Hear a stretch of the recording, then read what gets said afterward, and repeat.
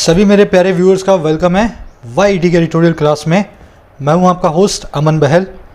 Bye profession एक government officer हूं SSC CGL के थ्रू, और सैटरडे को इस क्लास को मैं लाता हूं खास कैसे बड़े बड़े सेंटेंसेस को पढ़ा जाए। देखिए, एक टेक्निक होती है सेंटेंस ब्रेकिंग टेक्निक। आप इस टेक्निक को फॉलो करके कितना भी बड़ा सेंटेंस हो उसको आप ब्रेक कर देंगे अपने दिमाग में, और जैसे ही आप ब्रेक करेंगे मीनिंग तो निकलेगा, सारी एरर्स भी निकल के आ जाएंगी उस सेंटेंस की, है ना। तो इस टेक्निक की अपने प्रैक्टिस करते हैं हर सैटरडे को। आज भी करेंगे। देखो, आज के सेशन में क्या करने वाले हैं, द हिंदू के एडिटोरियल आज के और ओपिनियन वाले सेक्शन से मैंने कुछ सेंटेंसेस को उठाया है ना। चैनल को सब्सक्राइब कर लेना भाई, तुम्हारा ही परिवार है, तुम्हारा ही चैनल है, जितना ग्रो करने में हेल्प करोगे उतना अच्छा है। ये हमारा टेलीग्राम ग्रुप है ऑफिशियल YET। हर PDF मिलेगी आपको यहाँ पे, साथ ही साथ आपको वीडियो का इंस्टेंट नोटिफिकेशन मिल जाएगा। ज्वाइन कर लें आज ही, है ना। 12,000 मेंबर्स हैं। इंस्टा पे भी हूँ मैं ऑफिशियल YET के नाम से। आपकी करियर रिलेटेड कोई भी प्रॉब्लम हो, इंस्टा पे आप फॉलो करके मुझे मैसेज करके बताएं, अपने उसको सोल्यूशन करेंगे। देखिए, अपना फर्स्ट सेंटेंस है। आज अपने को हर सेंटेंस में मिलेगी हिडन एरर्स। अपने को सेंटेंसेस को ब्रेक करना है, और ब्रेक करके अपने को बड़ी बड़ी दिखनी चाहिए वो सारी की सारी एरर्स, है ना, उसी टेक्निक से। चलिए इसको पढ़ लेते हैं। Believing that the worst was behind us, the issue of a deficiency of hospital beds and medical oxygen were fairly ignored by the government। कह रहे बिलीव करते हुए इस काम को। अच्छा, किसको? दैट वो ये कि जो द वर्स्ट है, जो सबसे ख़राब है, वो था हमसे पीछे। वॉज का मतलब है हो चुका, और बिहाइंड अस मतलब हमसे पीछे। सबसे बुरे हालात निकल चुके हैं इस चीज़ को बिलीव करते हुए। हुआ क्या? कह रहे जो इश्यू है और किसका, एक कमी का, डेफिशिएंसी का, और किसकी, बेड्स की, हॉस्पिटल बेड्स की। अच्छा, डेफिशिएंसी और किसकी, मेडिकल ऑक्सीजन की। कह रहे ये जो इश्यू है ना इन दोनों का, ये बहुत पीछे फेयरली इग्नोर्ड था सरकार के द्वारा। सरकार ने इसको बहुत दरकिनार किया। कह रहा ऐसा होते हुए ऐसा हुआ। अब इस सेंटेंस को ब्रेक करेंगे। ब्रेक करने के बाद आपको इसमें एक दो नहीं बल्कि 3-4 एरर्स देखने को मिलेंगी। कोशिश करें। 3 रूल्स हैं ब्रेक करने के। पहला रूल है, आपके सामने सारे के सारे पार्ट ऑफ स्पीच को मैंने कलर दिया हुआ अलग अलग।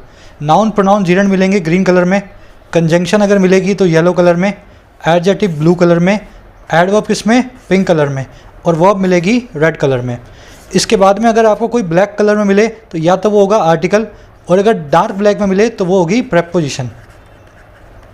ठीक है, तो इस तरीके से हमने सबको अलग अलग कलर दे दिया है। अपने को 3 रूल्स को फॉलो करना है। रूल नंबर 1 है, सेंटेंस में एक सब्जेक्ट कम से कम होगा, मिनिमम। रूल नंबर 2 क्या है, मान लीजिए सेंटेंस में 5 सब्जेक्ट हैं तो कम से कम 5 वर्ब्स होंगी मिनिमम। मतलब जितने सब्जेक्ट उतनी वर्ब्स तो होंगी ही, ज़्यादा भी हो सकती हैं। रूल नंबर 3 क्या है, डार्क ब्लैक में जो भी प्रेपोजिशन मिले, ऑफ मिले, एट मिले, बाय मिले, बिहाइंड मिले, अबव मिले, सभी प्रेपोजिशन को एक ऑब्जेक्ट देना ही होगा। बस 3 ही रूल्स को अपने को फॉलो करना है। अगर आपने इन रूल्स को फॉलो किया ईजिली ये ब्रेक हो जाएगा। अब शुरू करते हैं। देखो, ये है पूरा present participle simultaneous action phrase. Believing that worst was behind us. कैसे बना हुआ ये? बिलीविंग है PPSA। बेसिक ग्रामर में आप मेरे साथ सीख चुके हो, जब 2 काम एक साथ होते हैं तब अपने इसको यूज़ करते हैं, है ना। खाना खाते हुए मैं TV देख रहा था, बात करते हुए मैं म्यूजिक सुन रहा था, तो बिलीव करते हुए ये इश्यू भी कुछ काम कर रहा था। समझ गए? तो बिलीविंग हो गया आपका एक adjective present participle simultaneous action. अच्छा, बिलीव क्या कर रहे थे, दैट कंजंक्शन लग गई। इस कंजंक्शन के बाद हमें एक सब्जेक्ट मिला वर्स्ट नाम का। वर्स्ट वैसे तो बैड की सुपरलेटिव डिग्री है। गुड, बैड, वर्स और वर्स्ट ऐसे चलती है ना, गुड, बेटर और बेस्ट।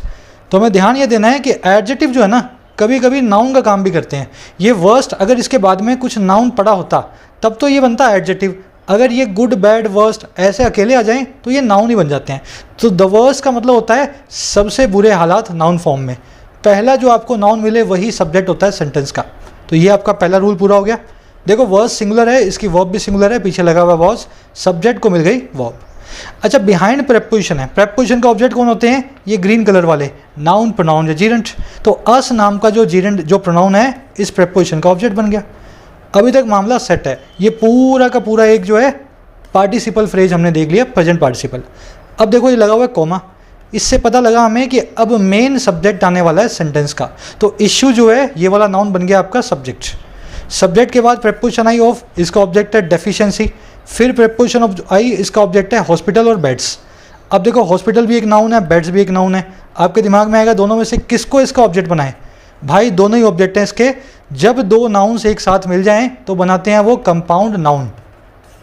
उनका एक कंबाइंड एग्जिस्टेंस होना चाहिए।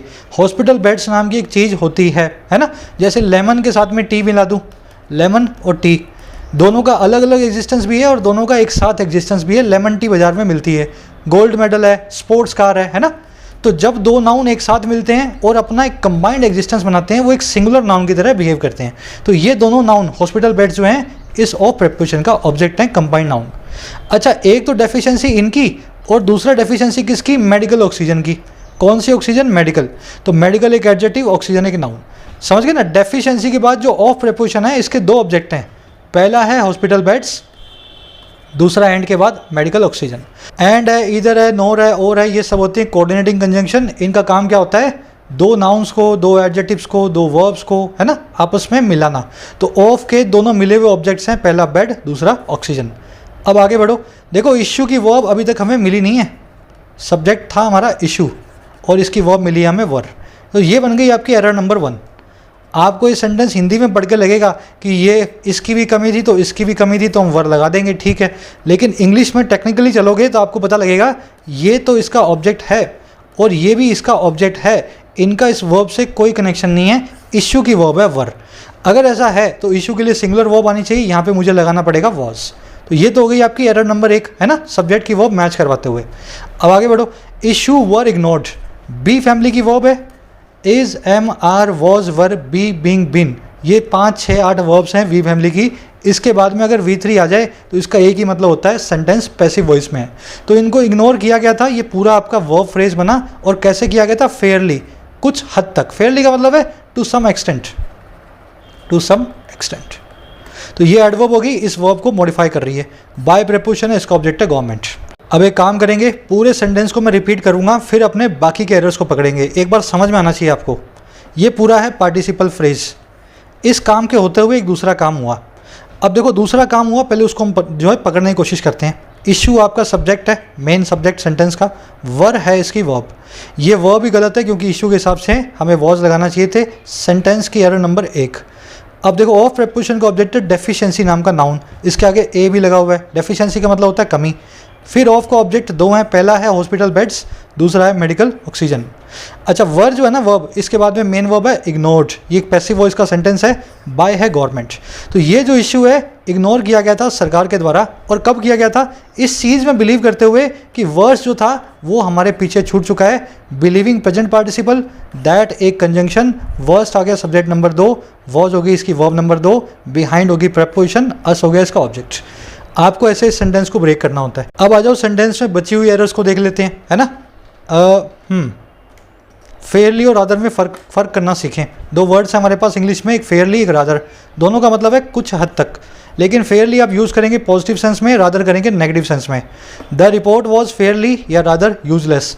जो रिपोर्ट थी वो कुछ हद तक यूजलेस थी, बिना किसी काम की थी, है ना। अब ये बताओ, ये यूजलेस बता रहा है रिपोर्ट को, नेगेटिव सेंस में बात कर रहा है या पॉजिटिव सेंस में? ऑफकोर्स नेगेटिव सेंस में। रिपोर्ट को ख़राब बता रहा है। अगर ख़राब बता रहा है, सेंस नेगेटिव है, आप फेयरली की जगह यूज़ करेंगे rather. The report was rather useless. She seems fairly या rather settled in her new job. वो कुछ हद तक सेटल दिखाई देती है अपनी नई जॉब में। अब यहाँ पे बात हो रही है पॉजिटिव सेंस में, है ना। सेटल्ड है, ज़िंदगी में सेट हो गई है।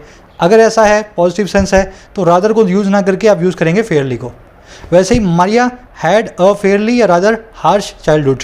मारिया का कुछ हद तक बहुत ही हार्श चाइल्डहुड रहा है, बहुत ही कड़ा उसका बचपन रहा है। देखो ये एक नेगेटिव सेंस में बात हो रही है, अच्छा बचपन नहीं रहा है मारिया का, मतलब बहुत परेशानियां उसको झेलनी पड़ी हैं। अगर नेगेटिव सेंस है, फेयरली नहीं, आप रादर को यूज़ करेंगे। तो नेगेटिव में रादर और पॉजिटिव में फेयरली। अगर ऐसा है तो यहाँ पे भी तो करना था ना मेरे भाई। ये जो इश्यू है इसको इग्नोर किया गया था। किसी को भी इग्नोर करना, और वो भी ऐसे काम को बेड्स और ऑक्सीजन के, ये बहुत गलत होता है। इसको फेयरली इग्नोर नहीं किया गया था, इसको रादर जो है इग्नोर किया गया था। अच्छी एरर है, बहुत बढ़िया वाली। अब आ जाओ भाई अपनी तीसरी वाली एरर पे। बहुत खूबसूरत एरर है। देखो ये एक पार्टिसिपल फ्रेज, सेंटेंस को पढ़ लेना। Flying out the window she grabbed a little piece of paper. Window से बाहर उड़ते हुए उसने छोटे से पेपर को पकड़ लिया, है ना। ये वो बैठी थी, ये विंडो थी, पेपर बाहर जा रहा था, इसने उछल करके डाइव मार करके उसको पकड़ लिया। सेंटेंस हिंदी में ठीक है लेकिन इंग्लिश में गलत है। इस काम को भी करने वाली यही है, पीस ऑफ पेपर को पकड़ने वाली, और टेक्निकली इस पार्टिसिपल फ्रेज की डूअर भी यही है। अब मुझे बताओ, फ्लाई आउट विंडो से कौन कर रहा था? ये लड़की कर रही थी या कागज़ कर रहा था? भाई कागज़ कर रहा था, फ्लाई आउट तो कागज़ कर रहा था ना, लड़की ने तो इसको पकड़ा है। टेक्निकली ये लड़की फ्लाई आउट कर रही है सेंटेंस में खिड़की से बाहर, सेंटेंस गलत हो गया। इसको बोलते हैं डैंगलिंग मॉडिफायर। ये जीरेंड में भी होता है, पार्टिसिपल में भी होता है, इन्फिनेटिव में भी होता है। अलग अलग मैं आपको करवा चुका हूँ सबकी बेसिक वाली क्लास में, है ना। अगर ऐसा है तो इस सेंटेंस में मुझे फ्लाई आउट को सही सब्जेक्ट देना पड़ेगा। देखो पीस ऑफ पेपर जो है, इसको अगर मैं शुरू में ले आऊँ सब्जेक्ट बना के, सेंटेंस को पैसिव में चेंज कर दूँ तो ये सेंटेंस सही हो जाएगा। तो मैं क्या कर रहा हूँ, मैं ऐसा लिख रहा हूँ, flying out the window the little piece of paper was grabbed by her. तो ये वाला सेंटेंस मैंने पैसिव में बना दिया, इससे हुआ कुछ नहीं, ये पेपर बन गया सेंटेंस का subject. Little piece of paper was grabbed, है ना। पैसिव के अंदर एक्शन का रिसीवर ही तुम्हारा सब्जेक्ट होता है। अगर ऐसा हुआ तो little piece of paper technically fly out का भी सब्जेक्ट बन गया। अब ये काम बिल्कुल ठीक हो गया क्योंकि पेपर ही फ्लाई आउट कर रहा था और पेपर को ही ग्रैब किया गया था। तो इसको डैंगलिंग मॉडिफायर को इस तरह से आप सही करते हैं। वैसे ही knowing little English communicating with others was difficult for me. कम इंग्लिश जानते हुए दूसरों के साथ कम्युनिकेट करना मेरे लिए बड़ा मुश्किल हो गया। मैं गया था इंग्लैंड घूमने, लेकिन इंग्लिश में मेरी ABCD भी नहीं बहुत ख़राब थी, है ना। तो वहाँ पे मेरे को पानी मिलना मुश्किल हो गया क्योंकि बातचीत करनी आती नहीं थी। हिंदी में सेंटेंस ठीक है, इंग्लिश में गलत है। देखो नोइंग लिटिल इंग्लिश ये हो गया पार्टिसिपल फ्रेज। अब ये कम्युनिकेटिंग मतलब कम्युनिकेशन करने का काम, ये एक जीरेंड है, वर्ब के ING फॉर्म, सब्जेक्ट बना हुआ है। तो ये काम जो था ना, ये डिफ़िकल्ट था मेरे लिए, फॉर मी। अब ये बताओ, ये जो नो करता है लिटिल इंग्लिश, ये कम्युनिकेटिंग नाम का जीरेंड नो करता है या मैं करता हूँ? अरे मैं कम इंग्लिश जानता हूँ, कम्युनिकेटिंग थोड़े ना कम इंग्लिश जानता है। मेरी बात हो रही है, मुझे इंग्लिश नहीं आती। करना क्या है, इस सेंटेंस में कैसे भी करके मुझे सब्जेक्ट बना दो ताकि ये नोइंग जो है मेरा ही जो है पार्टिसिपल बन जाए।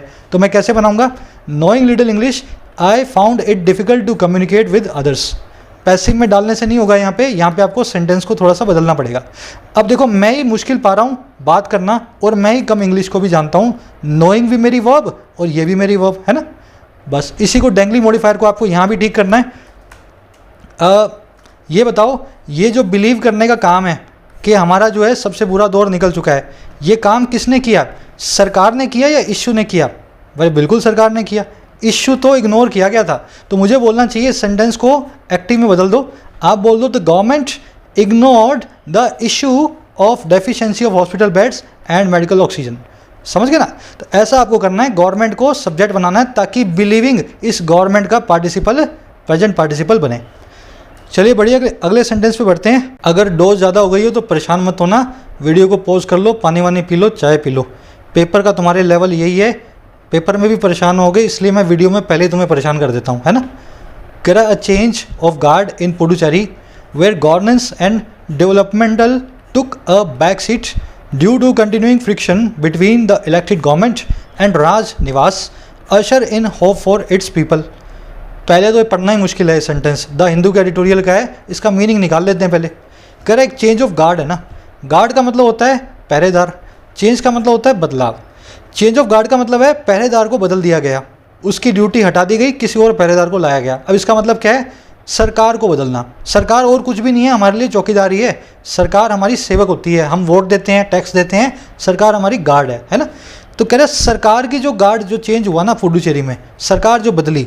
अच्छा कौन सी पुडुचेरी है, जहाँ पे जो गवर्नेंस है, जो प्रशासन है, और डेवलपमेंटल है, जो विकास है, इन दोनों चीज़ों ने ले ली एक बैक सीट। मतलब प्रशासन और विकास तो चले गए पीछे और आगे कुछ और आ गया था, ऐसा पुडुचेरी, है ना। बैक सीट क्यों ली, ये ली कारण से लगातार चलते हुए फ्रिक्शन के, आपसी टकराव के, और किस किस के बीच में, इलेक्टेड गवर्नमेंट के बीच में और वहाँ के लेफ्टिनेंट गवर्नमेंट जो है गवर्नर के बीच में। राजनिवास वहाँ के गवर्नर का, लेफ्टिनेंट गवर्नर जो है पुडुचेरी के, उनके निवास स्थान को बोला जाता है। तो वहाँ की सरकार और गवर्नर के बीच के टकराव के कारण, जिसके कारण जो है विकास और गवर्नेंस पीछे चले गए थे। अब देखो ये चेंज ऑफ गार्ड जो है ना पुडुचेरी में, ये जो बदलाव है सरकार का, अब इसकी हो भाई ये अशर इन करता है, इंट्रोड्यूस करता है, लेकर के आता है। अशर इन मतलब लेकर के आना, और क्या, आशाओं को इसके पीपल के लिए। समझ गए ना, सेंटेंस इतना ही बना हुआ है कि चेंज ऑफ गार्ड जो है वहाँ के लोगों के लिए नई आशाओं को लेके आता है। और कहाँ के, पुडुचेरी के। वो पुडुचेरी जहाँ पे प्रशासन और विकास पीछे हट गए थे कारण से लगातार बने हुए टकराव के, और किन किन के बीच, वहाँ के CM चुनी हुई सरकार और राजनिवास के बीच, लेफ्टिनेंट गवर्नर के बीच में। तो आ जाओ सेंटेंस को कर देते हैं ब्रेक। एक एरर तो तुम्हें दिखी गई है ना, मोटी मोटी, शायद तुम्हें दूसरी भी दिख जाए, तो कोशिश करना। अब मैं इसको ब्रेक करने वाला हूँ। देखिए चेंज होता है एक नाउन, सेंटेंस का पहला ऐसा नाउन जिससे पहले कोई प्रेपोजिशन कोई वर्ब नहीं, वही होता है तुम्हारा सब्जेक्ट। तो चेंज हो गया, बदलाव हो गया तुम्हारा सब्जेक्ट। सब्जेक्ट को क्या चाहिए? सब्जेक्ट को वर्ब चाहिए, वर्ब तो आ नहीं रही। इसके बाद आ रही है प्रेपोजिशन। प्रेपोजिशन को गार्ड नाम का एक नाउन मिल गया, कॉमन नाउन। फिर एक और प्रेपोजिशन आई, इसको एक प्रॉपर नाउन मिल गया, पुडुचेरी, है ना। पहले पौंडीचेरी बोलते थे, पुडुचेरी बोलते हैं, प्रॉपर नाउन है, जगह का नाम है। अब देखो इसके बाद आ रहा है वेयर। जब भी वेयर, वाई, हाउ सेंटेंस के बीच में आ जाएं, ये कहलाती हैं रिलेटिव एडवर्ब्स। रिलेटिव एडवर्ब्स क्या काम करती हैं? एक तो ये कंजंक्शन का काम करेंगी, इसलिए इनको बोलते हैं रिलेटिव। दूसरा ये एडवर्ब तो है ही, इसलिए हो गई ये एडवर्ब। समझ गए? तो ये हो गई तुम्हारी कंजंक्शन प्लस में एडवर्ब, रिलेटिव एडवर्ब। अब देखो कंजंक्शन है तो उसका मतलब क्या है? इसके बाद सब्जेक्ट नंबर 2 आएगा। पहले वाले सब्जेक्ट की वर्ब का आता पता नहीं, सब्जेक्ट नंबर 2 आपका शुरू हो गया। देखो सब्जेक्ट नंबर 2 है गवर्नेंस। गवर्नेंस का मतलब होता है प्रशासन, है ना। इसके बाद एंड लगा हुआ है, दूसरा सब्जेक्ट हो गया डेवलपमेंटल। गवर्नेंस मतलब प्रशासन, डेवलपमेंट मतलब आपका विकास। तो ये है आपका सब्जेक्ट नंबर 2। ये दोनों एंड से जुड़े हुए हैं, दोनों ही सब्जेक्ट हैं आपके एंड नाम की कंजंक्शन से जुड़ने के बाद। अब देखो इन दोनों की वर्ब आ गई टुक। ध्यान रखना, जब भी आपको पीछे वाले की वर्ब ढूंढनी हो, पहले आप जो बाद में दूसरा सब्जेक्ट आ रहा है ना, उसकी वर्ब ढूंढेंगे, फिर बाद में आएगी पहले वाले सब्जेक्ट की। तो ये टुक जो है इनके बाजू में रखिए, इनकी वर्ब है, ना कि इसकी वर्ब है। अब आगे बढ़ो, क्या ले लिया भाई? इन दोनों ने ले लिया एक बैक सीट को। वर्ब से व्हाट का रिप्लाई करने वाला नाउन वर्ब का ऑब्जेक्ट कहलाता है। अब इसके बाद ड्यू टू नाम की पड़ी है preposition. Due to, owing to, because of, सबका मतलब होता है कारण से, है ना। सब के सब प्रेपोजिशन का काम करते हैं। इनके बाद में एक ऑब्जेक्ट होना चाहिए, यहाँ पे ऑब्जेक्ट है फ्रिक्शन। तो ये कंटिन्यूइंग क्या है? ये एक एडजेक्टिव है। वर्ब की आईएनजी फॉर्म जब एडजेक्टिव का काम करे पास्ट पार्टिसिपल कहलाती है, प्रेजेंट पार्टिसिपल। वो वाला फ्रिक्शन, वो वाला टकराव जो कंटिन्यूइंग है, जो अभी जारी है ना। तो ड्यू टू का ऑब्जेक्ट है फ्रिक्शन, फ्रिक्शन को कंटिन्यूइंग कर रहा है, मॉडिफाई एज एन एडजेक्टिव। आगे बढ़ो, बिटवीन एक प्रेपोजिशन होती है। इसके बाद में हमेशा 2 नाउन्स आएंगे। एक तो आ गया पहला गवर्नमेंट, दूसरा आ गया राजनिवास। बिटवीन हमेशा 2 चीज़ों के बीच में लगता है, मोटा मोटा रूल यही है हमारे पास, इसलिए एंड से लगा के हम दोनों चीज़ें बताते हैं। बिटवीन के 2 ऑब्जेक्ट हैं, पहला गवर्नमेंट और दूसरा रामनिवास। अब ध्यान से देखना, सब कुछ मामला सेट है, सिर्फ चेंज को अभी तक वर्ब नहीं मिली, बाकी सबका सारा जो है ना आपने सेट कर दिया गेम। यहाँ पे वर्ब मिली आपको अशर इन। अशर इन एक फ्रेजल वर्ब होती है, इसका मतलब होता है किसी चीज़ को इंट्रोड्यूस करना या ब्रिंग करना, लेकर के आना, ठीक है ना। तो अशर इन जो है इस चेंज की बन गई वर्ब। अच्छा, अशर इन किसको करना है? अशर इन करना है होप को। होप मतलब एक नाउन, कौन सा नाउन है? Abstract noun. अच्छा, 4 प्रेपोजिशन है, इसका ऑब्जेक्ट है पीपल। ये होप हो गया अशर इन का ऑब्जेक्ट, और 4 का ऑब्जेक्ट हो गया पीपल। इट्स है, माई है, अवर है, ये सब पजेसिव होते हैं, एडजेक्टिव कहलाते हैं। पीपल को मॉडिफाई कर रहा है ये वाला पजेसिव एडजेक्टिव। समझ गया आई थिंक। अब एरर को पकड़ेंगे। देखो चेंज की वर्ब क्या निकली? चेंज की वर्ब निकली अशर इन। अगर ऐसा है तो चेंज तो सिंगुलर है, तो ये जो वर्ब है ये भी सिंगुलर होनी चाहिए, तो यहाँ पे आना चाहिए अशर्स इन। समझ गए ना। एक बार मैं सारा रिपीट कर रहा हूँ, फिर एरर नंबर 2 बताऊँगा। चेंज की वर्ब होगी अशर्स इन, गवर्नेंस और डेवलपमेंटल की वर्ब होगी टुक, सब्जेक्ट नंबर 2 ही, और ये वर्ब नंबर 2 इसकी ये। ऑफ का ऑब्जेक्ट हो गया गार्ड, इन का ऑब्जेक्ट हो गया पुडुचेरी, वेयर रिलेटिव एडवर्ब हो गई। टुक क्या किया? बैक सीट को, ये ऑब्जेक्ट हो गया वर्ब का। ड्यू टू प्रेपोजिशन है, ऑब्जेक्ट हो गया फ्रिक्शन, वो वाला फ्रिक्शन जो कंटिन्यूइंग है, जारी है, ये हो गया एडजेक्टिव। अब बिटवीन किस किस के है फ्रिक्शन भाई? 2 ऑब्जेक्ट होंगे बिटवीन, हमेशा 2 ऑब्जेक्ट लेगा, 2 चीज़ों के बीच में बिटवीन होता है। ऑब्जेक्ट नंबर 1 गवर्नमेंट, दूसरा है राजनिवास। राजनिवास एक प्रॉपर नाउन है, एक बिल्डिंग का नाम है, इमारत का नाम है, खास इमारत है। इलेक्टेड वो है जो इलेक्टेड है ना, जिसको हमने चुना है, चुनी हुई हमारी गवर्नमेंट इलेक्टेड। ये एक पास्ट पार्टिसिपल एडजेक्टिव है। अशर इन वर्ब होगी चेंज की, होप हो गया इसका ऑब्जेक्ट, 4 का ऑब्जेक्ट हो गया पीपल, इट्स हो गया एडजेक्टिव। समझ गए। अब देखो एरर नंबर 2, गवर्नेंस और डेवलपमेंटल जुड़े हुए हैं एंड से। ये दोनों सब्जेक्ट का पार्ट है। सब्जेक्ट हमेशा बनता है एक नाउन। अगर ऐसा है तो गवर्नेंस को भी एक नाउन होना चाहिए और डेवलपमेंटल को भी एक नाउन होना चाहिए। अभी डिक्शनरी खोलो, डेवलपमेंटल एक एडजेक्टिव है, देखिए नाउन है डेवलपमेंट, इसको इंग्लिश में सही से बोलते हैं डेवलपमेंट। डेवलपमेंट मतलब विकास, डेवलपमेंटल मतलब जो विकास से रिलेटेड हो।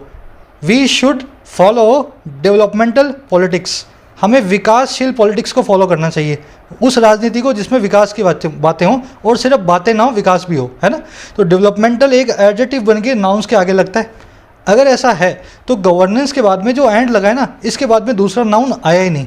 मान लो इसके बाद में डेवलपमेंटल के बाद में पॉलिटिक्स लगा होता, तो अब ये एडजेक्टिव बन करके इसको मॉडिफाई कर देता, लेकिन इस केस में ये एडजेक्टिव बिना नाउन के पड़ा है और एंड के बाद दूसरा नाउन रखा ही नहीं। इसका मतलब पता क्या है, इसकी जानबूझ करके एडजेक्टिव फॉर्म यूज़ की हुई है, इसको नाउन में बदल दो, पीछे से AL निकाल दो, डेवलपमेंट बन गया, डेवलपमेंट होता है एक नाउन। Error number 2। अब बची तीसरी कौन सी, एरर नंबर 3। यहाँ पे आना चाहिए ओइंग टू। अब आप बोलोगे सर ये कैसे पता लगेगा मुझे, ड्यू टू तो मुझे ठीक लग रहा है। तो इसका एक फॉर्मूला है, फटाफट देख लें फॉर्मूला को, ड्यू टू और ओइंग टू कैसे लगाना है। देखो सीधा से ट्रिक बता रहा हूँ मैं तुम्हें, पेपर भी तुम्हारे नज़दीक है, ज़्यादा अंदर नहीं घुसेंगे। आप जहाँ पे ड्यू टू या ओइंग टू लगाना हो वहाँ लगाने की कोशिश करें कॉज्ड बाय। अगर तुम्हारी थोड़ी सी भी रीडिंग अच्छी है और कॉज्ड बाय तुम्हें ठीक लग रहा है तब तो ड्यू टू ठीक है। अगर कॉज्ड बाय तुम्हें ठीक ना लगे, तुम्हें लगे सेंटेंस नहीं बैठ रहा, तब ओइंग टू लगेगा। डीप ग्रामर में नहीं जा रहा हूँ मैं इसकी, ड्यू टू और ओइंग टू की पेपर आपके नज़दीक हैं, करवा चुका हूँ कई बार। कौन एडवर्बियल फ्रेज बनाएगा, कौन एडजेक्टिवल फ्रेज बनाएगा, तो कमेंट सेक्शन में कोई समझदार मत बन जाना है ना, सर ये ऐसे होता है आपने बताया नहीं। सीधा सीधा ट्रिक बता रहा हूँ मैं, ऐसे करके देख लो। She left the meeting due to या ओइंग टू अ फीवर। उसने मीटिंग को छोड़ दिया कारण से एक बुखार के। अब तुम्हें देखना दोनों में से क्या सेट बैठेगा। सीधा सीधा मेरी वाली ट्रिक उठा करके लगाओ, इन दोनों की जगह रख के देखो कॉज्ड बाय। कॉज्ड बाय का मतलब है कौन सी चीज़ किससे कॉज हुई है ना। She left the meeting caused by a fever. क्या ये मीटिंग फीवर के द्वारा कॉज्ड बाय थी क्या इस मीटिंग को फीवर के कारण किया गया था क्या? ऐसा तो नहीं है, मीटिंग होने का तो कुछ और कारण था। उसने मीटिंग को छोड़ा है फीवर के कारण। समझ गए मेरी बात को? कॉज्ड बाय अगर यहाँ रखा तो मतलब क्या हो जाएगा, मीटिंग कॉज्ड बाय फीवर थी, गलत बात हो जाएगी। इसका मतलब क्या है, यहाँ पे ओइंग टू क्या होगा, वही आएगा, ड्यू टू नहीं आएगा। कॉज्ड बाय अगर सेट बैठे तो ड्यू टू आएगा, अगर सेट ना बैठे तो ओइंग टू लगाएंगे। अगला देख लो, SSC differs its exam due to या owing to the pandemic. SSC ने अपने एग्जाम को डिफ़र किया, पोस्टपोन किया कारण से पैंडमिक के। अब ये बताओ मुझे, यहाँ पे कॉज्ड बाय लगा दें। SSC ने डिफ़र किया इसके एग्ज़ाम को कॉज्ड बाय जो पैंडमिक। क्या ये एग्ज़ाम पैंडमिक के द्वारा कॉज्ड बाय है क्या इस महामारी के कारण SSC एग्ज़ाम ले रहा है क्या? इसका मतलब तो ये हो गया, exams caused by pandemic, exams को महामारी के कारण लिया गया है ना। ऐसा नहीं है, SSC ने डिफ़र किया है ड्यू टू पैंडमिक या ओइंग टू पैंडमिक। तो यहाँ पे भी कॉज्ड बाय अगर लगाओगे तो सेट बैठेगा नहीं, मीनिंग बदल जाएगा। आपको चूज़ करना है ड्यू टू को, ओइंग टू को, ड्यू टू को नहीं लोगे। तीसरा देख लो, the company paid fines for the damage due to या owing to its faulty product. Company ने पेड किया फाइन्स को, कंपनी ने दिया बहुत सारे हर्जाने को, और किस लिए, डैमेज के लिए। कौन सी डैमेज, कारण से इसके खराब प्रोडक्ट के। अब लगा दो यहाँ पे ड्यू टू या ओइंग टू में से एक, कॉज्ड बाय को रख दो। Damage due to its faulty product, company ने फाइन भरा उस डैमेज के लिए जो कारण से थी इसके फॉल्टी प्रोडक्ट के। समझ रहे हो मेरी बात को? अगर मैं यहाँ पे कॉज्ड बाय लिखूँ, कॉज्ड बाय लिखूँ तो damage caused by faulty product, बिल्कुल ठीक है। ये डैमेज वही डैमेज है जो कॉज की गई थी खराब प्रोडक्ट के द्वारा। अगर ऐसा है तो यहाँ पे ड्यू टू आएगा, ओइंग टू नहीं आएगा। ट्रिक को लगाओगे तो बैठ जाएगा। अब यहाँ पे भी ट्रिक को लगा के देखो, ये जो बैक सीट लिया कॉज्ड बाय है क्या, ये फ्रिक्शन। अगर ये back seat caused by friction है तब तो ड्यू टू ठीक है, और अगर इन्होंने गवर्नेंस ने बैक सीट को लिया है इस कारण से, तो यहाँ पे मुझे ओइंग टू लगाना चाहिए। कॉज्ड बाय लगाने का मतलब ये हो जाएगा कि ये बैक सीट ही फ्रिक्शन के कारण है। नहीं, बैक सीट को फ्रिक्शन के कारण लिया गया है ना। तो यहाँ पे मुझे एडवर्बियल फ्रेज चाहिए, तो मुझे ओइंग टू लगा के ड्यू टू को चेंज करना है। चलो आगे बढ़ते हैं सेंटेंस नंबर 3 पे। आज थोड़ा हैवी बना दिया, मुझे ही फील हो रहा है ना। कह रहा, while political scientist expect the judiciary to be lions under the throne, they expect a more humbler role from the news media outlets responsible. इस सेंटेंस में 2 एरर्स हैं और मैं आप सभी को चैलेंज करूंगा। मेरे हिसाब से 80% लड़के तो एक भी नहीं बता पाएंगे, है ना, लड़के और लड़कियां। और मेरे ख्याल से 90 से 95% तो है, दूसरी वाली पकड़ ही नहीं सकते। कोशिश करो, फिर मैं आपको बताता हूँ, ठीक है। कह रहा, वाइल जहाँ पॉलिटिकल साइंटिस्ट, राजनीतिक विज्ञान के जो मतलब पॉलिटिक्स के जो साइंटिस्ट हैं, वो एक्सपेक्ट करते हैं, ऐसी आशा करते हैं कि जुडिशरी होगी टू बी, और क्या होगी, लॉयंस अंडर द थ्रोन। देखो ये होता है सिंहासन, इसके होते हैं 4 पाए, इस पर बैठते हैं राजा साहब। इस सिंहासन के नीचे जो 4 पायों की जगह 4 लॉयंस लगा दूँ तो ये कौन होंगे? ये वो 4 लॉयंस हैं, शक्ति का प्रतीक हैं, सिग्निफाई करते हैं पावर को इस सिंहासन की। ये वो शेर हैं जिसके ऊपर ये सिंहासन चलता है। कह रहा है पॉलिटिकल साइंटिस्ट यही एक्सपेक्ट करते हैं कि हमारी जुडिशरी जो है सरकार के सिंहासन के नीचे का पाए बन के रहेगी, है ना। उनको ऐसा लगता है कि इस सरकार में ऐसा ही होने वाला है, जुडिशरी सरकार की पावर को बढ़ाएगी, ना कि सरकार को चैलेंज करेगी, है ना। कह रहा वहीं पे वो एक्सपेक्ट करते हैं और ज़्यादा हम्बल मतलब ज़मीन से जुड़ा हुआ, विनम्र, तो और ज़्यादा विनम्र रोल को न्यूज़ मीडिया आउटलेट से जो बड़े रिस्पॉन्सिबल हैं, जो बड़े ही योग्य हैं, बड़े ही जिम्मेवार हैं। तो ये करते हैं पॉलिटिकल साइंटिस्ट। वो बोल रहे हैं कि इस सरकार के राज में यही होगा, जुडिशरी तो सरकार का पाया बन के रहेगी और जो मीडिया से एक्सपेक्ट कर रहे हैं कि वो बहुत ज़्यादा हम्बल बन के रहेंगे, रिस्पॉन्सिबली जो है बिहेव करेंगे। अब इस सेंटेंस को अपने को तोड़ना है और तोड़ करके निकालनी है इसमें से एरर्स। वाइल क्या होती है? कंजंक्शन। कंजंक्शन का काम क्या होता है? सेंटेंस में दो क्लोजेस को आपस में जोड़ना। तो कहीं पे दो सब्जेक्ट या दो वर्ब्स आएंगी जिनको ये वाइल जोड़ने का काम करेगी। अब देखते जाएंगे कहाँ पे आना है। कह रहे पॉलिटिकल साइंटिस्ट एक्सपेक्ट। पॉलिटिकल एक एडजेक्टिव, साइंटिस्ट एक नाउन, सेंटेंस का पहला नाउन जिसके पहले कोई वर्ब नहीं, कोई प्रेपोजिशन नहीं, बन गया आपका सब्जेक्ट। ये हो गया सब्जेक्ट। वर्ब क्या होगी इसकी? एक्सपेक्ट। पीछे एस आ रहा है, वर्ब के पीछे नहीं आ रहा, बिल्कुल ठीक है, सब्जेक्ट वर्ब भी मैच कर गए, प्लूरल सब्जेक्ट प्लूरल वर्ब। अच्छा, एक्सपेक्ट क्या करती है? किसको करती है? हुम का रिप्लाई कर दिया जुडिशरी ने। जो वट या हुम का रिप्लाई करे किसी भी वर्ब से, किसी भी जीरेंड या पार्टिसिपल से, वो कहलाता है जीरेंड पार्टिसिपल या वर्ब का ऑब्जेक्ट। तो इस वर्ब का ऑब्जेक्ट हो गया होम से रिप्लाई करने वाला जुडिशरी, हमारी न्यायपालिका। अच्छा, एक्सपेक्ट क्या करती है? वट का रिप्लाई कर दिया टू बी नाम के इन्फिनेटिव ने। देखो, एक्सपेक्ट किससे करती है? जुडिशरी से। होम का रिप्लाई किया जुडिशरी ने, और क्या जुडिशरी से एक्सपेक्ट करती है कि वो ये होगी? वट का रिप्लाई किया ये टू बी नाम के इन्फिनेटिव ने। तो ये दोनों ही ऑब्जेक्ट हो गए एक्सपेक्ट नाम की वर्ब के, ठीक है, वट और होम से रिप्लाई करने वाले। अब बी क्या होंगे भाई? ये बी नाम का जो टू बी नाम का इन्फिनेटिव है, ये अपने बाद में नाउन और एडजेक्टिव दोनों ले लेता है, क्योंकि लिंकिंग वर्ब से बना हुआ इन्फिनेटिव है। इसके बाद में एक नाउन फ्रेज बना हुआ है, लॉयंस अंडर द थ्रोन। ठीक है भाई, इस इन्फिनेटिव का ऑब्जेक्ट है lions under the throne. Under एक प्रेपोजिशन है, इसका ऑब्जेक्ट है थ्रोन। अब आगे बढ़ो, दे नाम का सब्जेक्ट नंबर 2 आया। आप बोलो कंजंक्शन का है, कंजंक्शन ये पड़ी शुरू में, है ना। तो ये हो गया सब्जेक्ट नंबर 2, ये था सब्जेक्ट नंबर 1। इस दे की वर्ब एक्सपेक्ट, वर्ब नंबर 2। अच्छा, क्या एक्सपेक्ट करते हैं? और ज़्यादा हम्बल रोल को। मोर भी एक एडवर्ब, देखो मोर हो गई एडवर्ब, हम्बलर हो गया एक एडजेक्टिव की कंपैरेटिव डिग्री। इस एडवर्ब ने इस एडजेक्टिव को मॉडिफाई कर दिया, इसको आप जो है पिंक कलर में डाल देना, है ना। रोल हो गया इस एक्सपेक्ट वर्ब का ऑब्जेक्ट। फ्रॉम प्रेपोजिशन है, इसका ऑब्जेक्ट है न्यूज़ मीडिया आउटलेट्स। कंपाउंड जो है आपका बन गया कंपाउंड नाउन। रिस्पॉन्सिबल है एक एडजेक्टिव, वो वाले जो जिम्मेदार हैं, अपनी जिम्मेदारी को समझते हैं। फटाफट से रिपीट कर देता हूँ। साइंटिस्ट है सब्जेक्ट नंबर 1, दे है सब्जेक्ट नंबर 2, एक्सपेक्ट है साइंटिस्ट की वर्ब, वर्ब नंबर 1, ये एक्सपेक्ट है जो है वर्ब नंबर 2 दे की। अब दो क्लोज आए हैं तो वाइल नाम का कंजंक्शन दोनों को जोड़ रहा है। पॉलिटिकल एक एडजेक्टिव है, इसको मॉडिफाई कर रहा है। एक्सपेक्ट किससे करते हैं? जुडिशरी से। होम का रिप्लाई किया जुडिशरी ने, ऑब्जेक्ट नंबर 1 इस वर्ब का। और एक्सपेक्ट क्या करते हैं इस चीज़ को? टू बी हो गया ऑब्जेक्ट नंबर 2 इस वर्ब का। टू बी एक इन्फिनेटिव है, इन्फिनेटिव का ऑब्जेक्ट है lions and under the throne, है ना, पूरा का पूरा नाउन फ्रेज। लायंस मान लो, अंडर इसका, अंडर का ऑब्जेक्ट हो गया थ्रोन। अब एक्सपेक्ट यहाँ पे किसको किया गया? एक रोल को, एक भूमिका को। भूमिका थी एक एडजेक्टिव की डिग्री से बताया गया, कंपैरेटिव डिग्री से।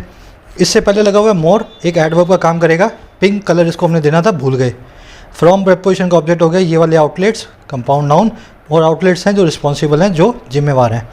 एरर बताऊँ आपको मैं? आ जाओ।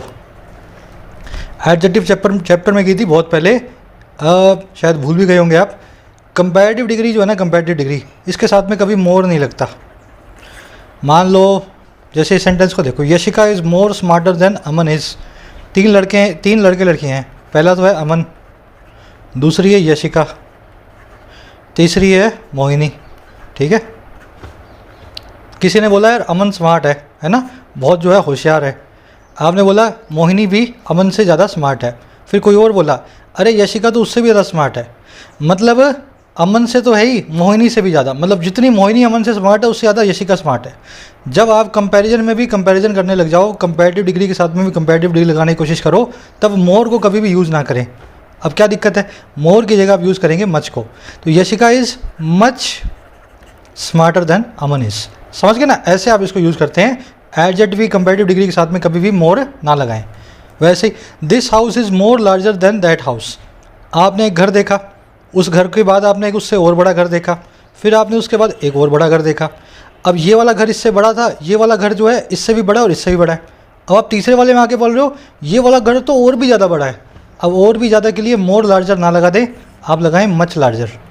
समझ गए ना? कंपैरिजन में भी कंपैरिजन होगा, मच से होगा, कभी भी कंपैरेटिव डिग्री के साथ में मोर नहीं आएगा। अब देख लेते हैं इसमें एरर नंबर 2 क्या है। देखो, मैं इसको डिटेल में नहीं कराऊंगा, वीडियो बिना बात लंबी हो जाएगी। एडजेक्टिव चैप्टर में अच्छे से करवा चुका हूँ मैं। कुछ ऐसे एडजेक्टिव्स हैं जो नाउन के पहले आकर के अपना मीनिंग कुछ और रखते हैं और नाउन के बाद में भी आ जाते हैं, लेकिन मीनिंग कुछ और रखते हैं। ये सारे वो एडजेक्टिव्स हैं। एडजेक्टिव चैप्टर देख लें, 9 नंबर, 10 नंबर और 11 नंबर ग्रामर सीरीज़ का, तीनों में कहीं आपको ये पूरा रूल मिल जाएगा। तो खाली मैं रिस्पॉन्सिबल नाम के एडजेक्टिव को समझा देता हूँ। सबका अपना अपना मीनिंग होता है पोजीशन के हिसाब से इनका। जैसे लेट अगर पहले लग जाए नाउन के तो इसका मतलब है स्वर्गवासी, my late grand mother, late grand father. और लेट अगर बाद में लग जाए इसका मतलब होता है देरी से आने वाला, है ना। तो ये सब के सब अपना मीनिंग बदल देते हैं अगर नाउन के पहले या बाद में हों। रिस्पॉन्सिबल का क्या चक्कर है, रिस्पॉन्सिबल का मतलब होता है जिम्मेदार। अगर नाउन के बाद में लगाओ तो नेगेटिव सेंस में जिम्मेदार, नाउन से पहले लगाओ तो पॉजिटिव सेंस में जिम्मेदार। नेगेटिव सेंस में कैसे, the man responsible for murder has been captured. आदमी जो जिम्मेदार है इस मर्डर के लिए, गुनहगार है इस मर्डर के लिए, वो पकड़ा गया है। तो यहाँ पे रिस्पॉन्सिबल, द मैन रिस्पॉन्सिबल, तो रिस्पॉन्सिबल बाद में आ रहा है ना। मतलब यही है कि रिस्पॉन्सिबल को जब भी बाद में रखा जाए नेगेटिव सेंस वाले सेंटेंस में रखा जाए, है ना। जैसे किसी ने मर्डर किया, मर्डर के लिए रिस्पॉन्सिबल। अब इस सेंटेंस में देखोगे, a man responsible never backs down on his words. एक आदमी जो जिम्मेदार होता है कभी भी पीछे नहीं हटता है अपनी बातों से। यहाँ पे पॉजिटिव सेंस में चाहिए रिस्पॉन्सिबल को मैन से पहले रखा जाए। तो सभी एडजेक्टिव्स का यही फंडा है। फिर से नोट्स को निकाल लो, एक बार इसको रिवाइज कर लो। अब इस कॉन्सेप्ट को यहाँ अप्लाई करोगे ना अब सेंटेंस में, तो ये मीडिया आउटलेट्स हैं जिनसे ये मोर हम्बलर, जिसको हमें मच हम्बलर करना था, रोल को एक्सपेक्ट कर रहा है। अब देखो ये रोल ऐसे मीडिया आउटलेट से कर रहे हैं जो जिम्मेदार हैं, है ना, जो हैं इधर उधर के, जिनको बातें इधर उधर करनी है, वहाँ से कहाँ से उनसे ऐसा रोल जो एक्सपेक्ट करेंगे। तो कहने का मतलब क्या है, इसको पॉजिटिव सेंस में ज़्यादा यूज़ करना चाहिए। रिस्पॉन्सिबल को मुझे यहाँ रखूँगा तो सेंटेंस में मीनिंग और अच्छा बनेगा, सही बनेगा। Role from responsible news media outlets. Last sentence करेंगे अपने आज का, उसके बाद आप करेंगे एक क्विज का क्वेश्चन, ठीक है। ये थोड़ा ईजी है। कह रहा है if a majority of the citizen as the study points out is either unaware or uninterested in the factors that make one news source distinct from their many competitors, foregrounding media literacy is the only way to establish trust। कह रहा है अगर एक बहुत बड़ा हिस्सा, एक majority हमारे सिटीजन्स की, हमारे नागरिकों की, जैसा कि स्टडी पॉइंट आउट भी करती है, जैसा कि स्टडी इशारा भी करती है, कोई स्टडी हुई होगी, कह रहा है जैसा कि वो बताती भी है। कह रहा है एक बहुत बड़ा मेजॉरिटी जो है ना, इनका हिस्सा, अगर या तो वो है इज़, या तो है अनअवेयर, या है अनइंटरेस्टेड, है ना, या तो उसको पता नहीं है या उसको इंटरेस्ट नहीं है। और किस में भाई, उन फैक्टर्स में, उन कारकों में जो बनाते हैं एक न्यूज़ सोर्स को अलग दूसरे उसके कई कॉम्पिटिटर से। आपको पता ही नहीं है एनडीटीवी और जी न्यूज़ में क्या फ़र्क है, और ना आप जानना चाहते हो। आपको लगता है दोनों न्यूज़ दे रहे हैं आपको, पर हो सकता है दोनों में से एक आपको झूठ बोल रहा हो या दोनों झूठ बोलते हो। तो कह रहे हैं अगर एक बहुत बड़ा हिस्सा सिटीजन्स का ऐसा होता है ना, जिसको ना इंटरेस्ट होता है ना उनको पता होता है कि कैसे इनको अलग अलग किया जाए, तो कह रहे हैं फोर ग्राउंड करने का काम है ना मीडिया की लिटरेसी को आगे लाने का काम है, जो मीडिया की साक्षरता को, यही एक तरीका है इस्टेब्लिश करने का ट्रस्ट को। अगर आपको पता ही नहीं है कि कौन सच्चा है कौन झूठा है, तो आप सबको सच्चा मान सकते हो या सबको झूठा मान सकते हो। आप में ट्रस्ट डेवलप करने के लिए आपको समझाना पड़ेगा सही जर्नलिज्म क्या होता है। मीडिया लिटरेसी आपको अगर दे देंगे, फोर ग्राउंड कर देंगे, सबके सामने ले आएंगे, तो इससे आपको ट्रस्ट होगा, आपको पता लगेगा ये न्यूज़ चैनल वास्तव में सच्चा है। समझ गए ना। चलो इस सेंटेंस को ब्रेक करना है और निकालना है इसमें से एरर को, है ना। इफ़ क्या होती है भाई, एक कंजंक्शन होती है। अ मेजॉरिटी सेंटेंस का सब्जेक्ट बन गया, पहला नाउन है, सबसे पहले आ रहा है, सब्जेक्ट बनेगा। सब्जेक्ट की वर्ब ढूंढते हैं, आगे आ गया ऑफ नाम का प्रेपोजिशन, इसकी जो है ऑब्जेक्ट मिल गया अपने को, सिटीजन्स, कॉमन नाउन। अब देखो इसकी वर्ब तो मिली नहीं, एज नाम का एक कंजंक्शन और मिल गया। इसके बाद मिल गया सब्जेक्ट नंबर 2, इसकी वर्ब मिल गई पॉइंट आउट। आउट यहाँ पे एक एडवर्ब है, पॉइंट आउट एक फ्रेजल वर्ब होती है, इसका मतलब होता है इशारा करना, है ना, पॉइंट आउट। सब्जेक्ट नंबर 2 की वर्ब नंबर 2 मिल गई। इस जो मिली ना, ये मिली है सब्जेक्ट नंबर 1 की वर्ब। समझे मेरी बात को। सब्जेक्ट नंबर 1 मेजॉरिटी की वर्ब है इज। अब देखो इज क्या है, ईदर अनअवेयर और अनइंटरेस्टेड। देखो ईदर और, neither nor, not only but also, है ना, बोथ, दैट, बोथ एंड, ये सब साथ में चलते हैं। इनको बोलते हैं को रिलेटिव कंजंक्शंस। कंजंक्शन चैप्टर में पढ़ाऊंगा। ईदर और का मतलब होता है दो चीज़ों के अंदर या तो ये, आपका चुनाव करवाना, है ना। तो पॉइंट आउट के बाद में जो इस नाम की वर्ब आई, इस वर्ब के बाद में मेजॉरिटी का जो सब्जेक्ट कॉम्प्लीमेंट है वो या तो अनअवेयर है या अनइंटरेस्टेड है। समझे मेरी बात को। लिंकिंग वर्ब के बाद में दोनों में से एक बीच में और लगा हुआ है, इधर और, तो ये कंजंक्शन कहलाएंगे।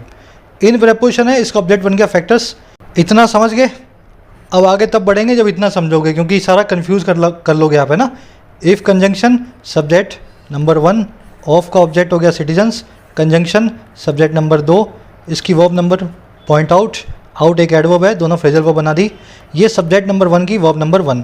अब ये क्या है, देखो सब्जेक्ट ये है, वर्ब ये लिंकिंग वर्ब है, तो इसका सब्जेक्ट कॉम्प्लीमेंट है ये दोनों, एंड इधर और से जुड़े हुए हैं, को रिलेटिव कंजंक्शन से जुड़े हुए हैं। इन प्रीपोजिशन का ऑब्जेक्ट हो गया फैक्टर्स। अब देखो दैट रिलेटिव प्रोनाउन, इसका एंटीसीडेंट कौन है, फैक्टर्स, वो वाले फैक्टर्स दैट, कौन सा फैक्टर्स भाई, दैट हो गया सब्जेक्ट नंबर 3, समझ गए ना। रिलेटिव प्रोनाउन क्या बनता है, सब्जेक्ट बनता है, ऑब्जेक्ट बनता है और कंजंक्शन का काम करता है, तीनों ही काम कर देता है। तो यहाँ पे सब्जेक्ट नंबर 3 बन गया दैट, इसकी वर्ब होगी वर्ब नंबर 3 मेक। देखो एंटीसीडेंट प्लूरल था इसलिए वर्ब भी प्लूरल है, पीछे एस नहीं लगा हुआ।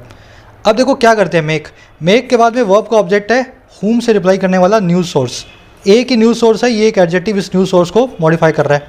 और मेक वर्ब के बाद में जो ऑब्जेक्ट आता है उसके बाद में एक एडजेक्टिव आ सकता है जो कि उस ऑब्जेक्ट का कॉम्प्लीमेंट कहलाता है। My mother made me successful, मेरी माँ ने मुझे कामयाब बनाया, तो मेड मी और मी का क्या, सक्सेसफुल, तो इसके बाद में एक ऑब्जेक्ट कॉम्प्लीमेंट आ सकता है मेक वर्ब के बाद ऑब्जेक्ट का, जो कि ऑब्जेक्ट के बारे में बताएगा, न्यूज़ सोर्स को डिस्टिंक्ट। फ्रॉम प्रीपोजिशन का ऑब्जेक्ट है कॉम्पिटिटर्स, और कौन से, उसके बहुत सारे, देयर मैनी कॉम्पिटिटर्स, है ना, दोनों एडजेक्टिव हैं। अब देखो कोमा लिख के फोर ग्राउंडिंग नाम का जीरेंड आया है, कह रहा है अगर ऐसा है, अगर पूरी चीज़ ऐसी है तो कह रहा है ऐसा जो है ना ऐसा होगा, फोर ग्राउंडिंग मीडिया को आगे करना ही सबसे अच्छा रास्ता होगा, अकेला रास्ता होगा ट्रस्ट को इस्टेब्लिश करने का। ये फोर ग्राउंडिंग एक जीरेंड है, सब्जेक्ट नंबर 4 बन गया। इसका ऑब्जेक्ट है मीडिया की लिटरेसी, कंपाउंड नाउन, किसको फोरग्राउंड करना है, कंपाउंड नाउन मीडिया लिटरेसी को। इस यहाँ पे वर्ब है, इसको लाल कलर दे देना, इस जीरेंड की सिंगुलर वर्ब होगी वर्ब नंबर 4। वर्ब के बाद सब्जेक्ट कॉम्प्लीमेंट है वे, देखो लिंकिंग वर्ब जब भी आती है वो अपने पास सब्जेक्ट कॉम्प्लीमेंट लेती है, is, am, are, was, were, be, being, been, अकेले आए हो मेन वर्ब बन के सब्जेक्ट कॉम्प्लीमेंट को लेंगे। ओनली एक एडजेक्टिव हो गया, अकेला रास्ता। अच्छा किस चीज़ का रास्ता है भाई, इस्टेब्लिश करने वाला ट्रस्ट को। इस वे के लिए ये जो इन्फिनेटिव आया है, इस वे के लिए आया है, नाउन के लिए आया है, तो बन गया एक एडजेक्टिवल इन्फिनेटिव, इस्टेब्लिश करना है ट्रस्ट को, ट्रस्ट हो गया इस इन्फिनेटिव का ऑब्जेक्ट। थोड़ा सा हाई लेवल पे जा रहा हूँ मैं, पर मैं एक्सपेक्ट करता हूँ कि तुम सारी वीडियोस, एटलीस्ट आधी वीडियोस तो तुम देख ही चुके हो ग्रामर की और सेंटेंस ब्रेकिंग की। अगर देख चुके हो तो सब कुछ समझ में आएगा जो मैं तुम्हें बता रहा हूँ। अब देखो इसमें अपने ढूंढ लेते हैं फटाफट से एरर। एरर बहुत है शानदार सी। पहले तो मुझे ये बताओ तुम, ये जो देयर आया है किसके लिए आया है। If majority of citizens as study points out is either unaware or uninterested in factors that make one news source distinct from their many competitors, जो बनाती है एक न्यूज़ सोर्स को अलग उसके कई कॉम्पिटिटर से। न्यूज़ सोर्स कितना भाई, एक, न्यूज़ सोर्स कितना है, एक। अगर एक है तो इसके लिए जो प्रोनाउन यूज होगा वो होगा इट्स, समझ रहे मेरी बात को। न्यूज़ सोर्स को अलग बनाती है उसके कॉम्पिटिटर से, किसके, न्यूज़ सोर्स के। न्यूज़ सोर्स कितने, एक। अगर एक के लिए प्रोनाउन लगाना है तो देयर क्यों लगाऊंगा, लगाऊंगा इट्स। तो एक नंबर एरर तो होगी आपकी प्रोनाउन की। दूसरी एरर है, सिंपल सा कॉन्सेप्ट है, कुछ सिंगुलर नाउन्स हैं कुछ प्लूरल नाउन्स हैं, जैसे population, workforce, citizenry, public, man power, community, ये सब के सब लोगों के ग्रुप की बात करते हैं। पॉपुलेशन मतलब समझते ही हो आप, है ना। वर्कफोर्स मतलब पूरे जो है कहीं के सारे जो है वर्क करने वाले लोग। सिटीजनरी मतलब नागरिकों का समूह। पब्लिक मतलब लोगों का समूह। मैन पावर मतलब काम करने वालों का समूह, वर्कफोर्स का सिनोनिम है। कम्युनिटी मतलब समाज। ये सब के सब जो है ना देखने में आपको प्लूरल लगेंगे, लेकिन सिंगुलर वर्ब देना इनको। वैसे प्लूरल भी आती है लेकिन स्टैंडर्ड इंग्लिश में ये सब नाउन्स लेते हैं सिंगुलर वर्ब। अब इससे इसका बिल्कुल उल्टा, ये सभी नाउन्स हमेशा प्लूरल वर्ब लेंगे। पीपल, जेंट्री, मेजॉरिटी और माइनॉरिटी। जेंट्री का मतलब है type of people, level of people, है ना, अच्छे तरह के लोग, है ना, थोड़े से हाई मिडिल क्लास के लोग, जेंट्री।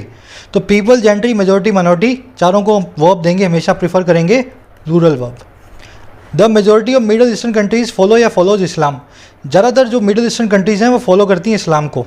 मेजॉरिटी की वर्ब है फॉलो या फॉलोज, क्या होगी, फॉलो। किसी किसी डिक्शनरी में आपको लगेगा देख करके कि सिंगुलर वर्ब लगी हुई है, पर वहाँ लिखा होता है plural is preferred. Singular and plural दोनों लगेंगी लेकिन प्लूरल इज़ प्रिफर्ड, है ना, ऐसा भी लिखा हुआ मिलेगा आपको। तो मेजॉरिटी के साथ में फॉलो। वैसे ही only a minority of British households do या does not have a car. कह रहे सिर्फ एक माइनॉरिटी, एक बहुत ही छोटा सा हिस्सा है ब्रिटेन के घरों का जिनके पास कार नहीं है। ज़्यादातर के पास है, माइनॉरिटी के पास नहीं है, 10-5% के पास। माइनॉरिटी की वर्ब भी जो है प्लूरल होगी डू नॉट हैव, है ना, डज नॉट नहीं, डू नॉट हैव। चलिए यहाँ भी यही करना था। मेजॉरिटी के साथ में आपने लगा रखा है मेजॉरिटी की वर्ब को इज़, है ना, मेजॉरिटी की वर्ब को लगाना चाहिए आर। ये होगी एरर नंबर 2। आ जाओ, ये आपका क्विज़ है। सेंटेंस को ब्रेक करना है, फटाफट से ब्रेक करो। इसमें कम से कम आपको मिलेंगी, मैं एक बार याद कर लूँ कितनी डाली है मैंने इसमें देख के, इसमें मिलेगी 2 एरर्स। ठीक है, दोनों एरर्स आपको मिल जाएंगी कमेंट सेक्शन में। ब्रेक कैसे करना है वो आप खुद करेंगे, मैं आंसर दिखा रहा हूँ आपको ब्रेक किया हुआ। स्क्रीनशॉट ले सकते हैं इसका आप, जस्ट ए मिनट। स्क्रीनशॉट ले सकते हैं इसका। अब एरर को ढूंढना और ढूंढ करके डालना कमेंट सेक्शन में। मेरी एरर से अपनी एरर को मैच करना। वीडियो अच्छी लगी हो तो भेज देना, आगे सेंड कर देना किसी स्टूडेंट को जिसको इंग्लिश कमज़ोर आती हो, कमज़ोर हो जिसकी, है ना। चलिए मुलाकात लूँगा, कुछ नया करेंगे कल। Until then signing out.